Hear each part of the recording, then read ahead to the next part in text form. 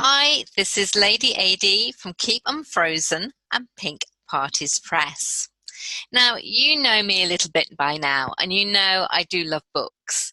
And I love books, particularly non-fiction books that I learn from, that I can think, oh yes, I never knew that. Or, as happening at this moment, yes, I did know that, but I needed the reminder. I'm reading a book by a friend of mine, and that is Jill Bentham. And she's written this book called As If, and I've begun to note it. I've begun to, you know, take things and write things in and pencil things in. And I think that for me, that's a sign of a good book when you ring fence things and put little pencil marks on, and you don't treat it like, oh, it's a book I can't do anything with, but it's a working book, book that makes sense to you. And I came across the phrase, let prayer do the work. And it was like, of course, of course. I've been struggling this last few weeks because I've had too many irons in the fire, if you will, too many ideas, too many exciting things going on, which has just left me feeling very overwhelmed and actually getting nothing done. I've got a course coming out in the new year, and I've got to do all the social media and the content stuff for that and get people excited as I am about it, about getting an idea into a book. I've got the little unicorn, the next one. Where is it? It's been put away. Let me try and find my box things. I've put them somewhere safe. Won't be a moment.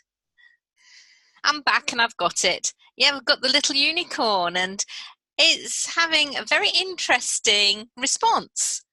Mainly great, but there are some Christians who don't like unicorns. I have to face it.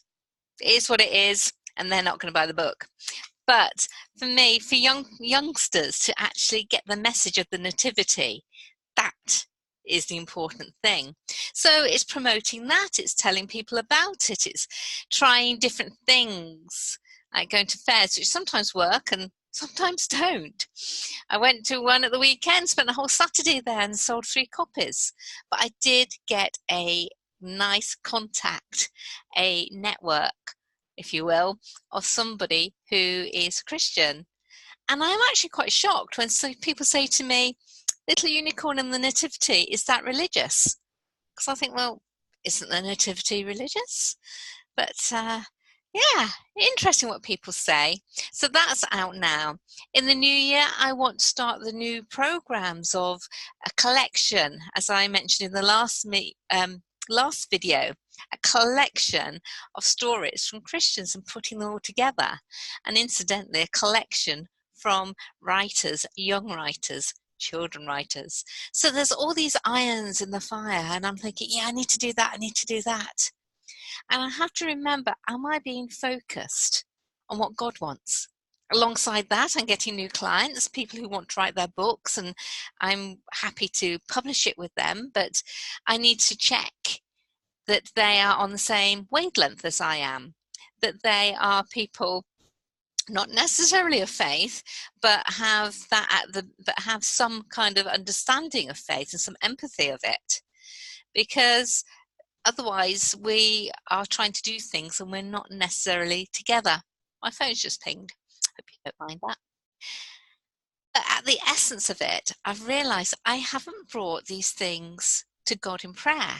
I've done little bits, of course. I've prayed through different things, but I kind of, not necessarily on my own strength, but as I get more overwhelmed and things drop out, I'm like, well, what's all this about? Now, we know prayer is our direct connector. It's the finger to finger, the Da Vinci picture that really makes the connection between us and God. It's how we talk to him. It's how we communicate. It's one of the ways that he communicates with us. It's our main lifeline to him. I don't know if you recall the scene in Dead Poets Society when they're all sitting being told off by the headmaster, and they're being made to own up to something. and one of the characters has a telephone, the old ring telephone, not a mobile, ring telephone, and it goes off and he goes, it's a message from God. And I just think, yes, we don't need the telephone. We can get those messages from God, but we also get his messages through reading other books and things like Jill's book. So this reminder to me was to bring it to him in prayer.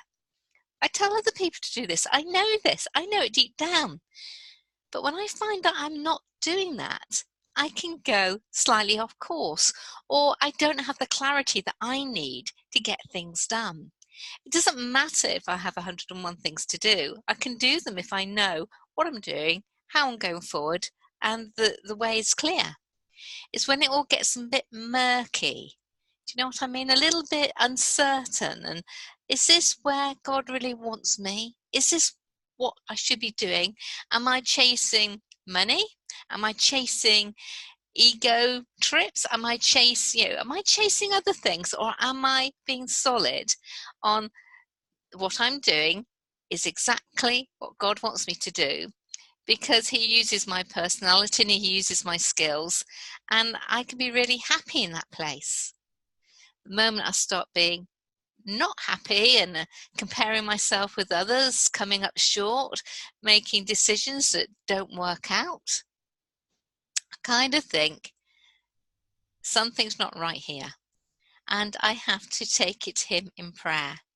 Once I do that and have the phrase, let prayer do the work, it's quite amazing how the relief is just there. The weight goes off the shoulder.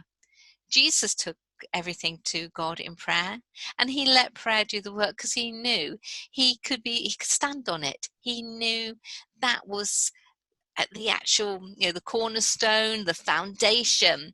He was so certain that once he gave to God in prayer, it would be dealt with, and he could get on with other things. So it's time for me, and I wonder if it's time for you, to let prayer do the work. Lady Adey, keep on frozen, and I'll speak with you soon.